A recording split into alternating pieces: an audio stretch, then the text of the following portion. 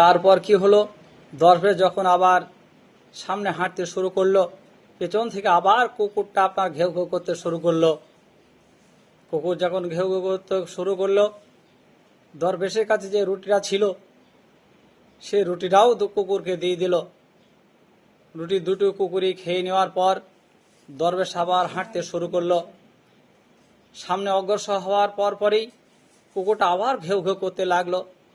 তখন বলছে দরবেশ বলছে, কুকুর তুই তো বড় নিষ্ঠুর, তুই তো বড় পাপিষ্ঠ, তোর মালিক আমাকে দুটো রুটি দিয়েছিল আমার আহারের জন্যে, কিন্তু তুই আমার পেছনে ধরলি, রুটি আমাকে খেতে দিলি না। আমি তোকে দুটো রুটি দিয়ে দিয়েছি, তবু তুই কেন আমার পেছনে আবার ঘেউ ঘেউ করে আওয়াজ করছি।